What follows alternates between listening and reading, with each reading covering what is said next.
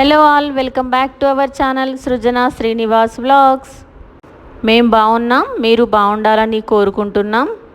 ఈరోజు స్పెషల్ సొరకాయ పచ్చడి సింపుల్గా చేసేసుకోవచ్చు. ఒక ప్యాన్ పెట్టి అందులో 1 టీ స్పూన్ ఆయిల్ వేసి పల్లీలు, పచ్చిమిర్చి, జీలకర్ర వేసుకోవాలి.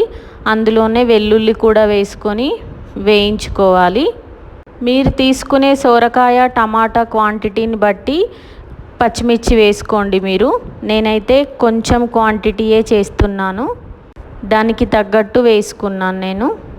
పచ్చిమిర్చి, పల్లీలు ఇవైతే ఫ్రై అయిపోయాయి. ఇవి పక్కన ఒక ప్లేట్లో తీసుకుందాము. అదే ప్యాన్లో సన్నగా కట్ చేసి పెట్టుకున్న సొరకాయ టమాటాలని కూడా వేసి మంచిగా మగ్గనిచ్చుకోవాలి. చాలా సింపుల్గా, ఎక్కువ ఇంగ్రీడియంట్స్ లేకుండా ఈజీగా చేసుకోవచ్చు. టేస్టీగా కూడా ఉంటుంది. క్వాంటిటీ ఎప్పుడైనా సొరకాయ పచ్చడి తక్కువగా చేసుకుంటేనే బాగుంటుంది అనిపిస్తుంది నాకైతే.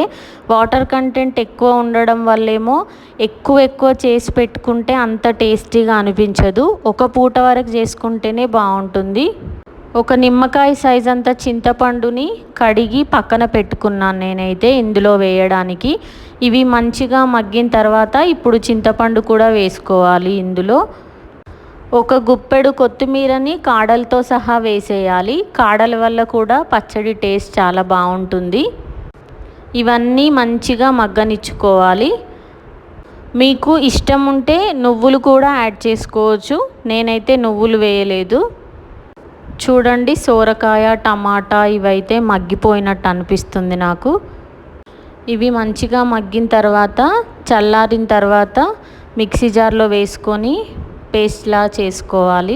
ముందు పల్లీలు, పచ్చిమిర్చి వేసుకొని తగినంత సాల్ట్ వేసుకొని గ్రైండ్ చేసి తర్వాత సొరకాయ టమాటా కూడా వేసి గ్రైండ్ చేసుకోవాలి. ఇందులోకి పోపు కూడా పెట్టుకోవాలి. జీలకర్ర, 2-3 ఎండుమిర్చి, శనగపప్పు, మినపప్పు వేసి పోపు వేసుకోవాలి. ఇందులో కరివేపాకు, పసుపు, ఇంగువ కూడా వేసుకోవాలి. ఇంగువ ఫ్లేవర్ రోటి పచ్చళ్ళలో చాలా బాగుంటుంది.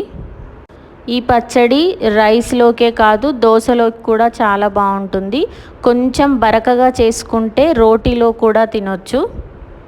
ఈ పోపంతా మంచిగా ఫ్రై అయిన తర్వాత మనం గ్రైండ్ చేసి పెట్టుకున్న సొరకాయ పచ్చడిని ఇందులో వేసుకోవాలి.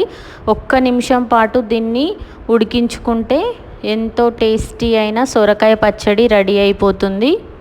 ఎప్పుడు పల్లి చట్నీ కాకుండా ఈసారి దోశలోకి సొరకాయ పచ్చడి ఇలా ట్రై చేయండి, చాలా టేస్టీగా ఉంటుంది.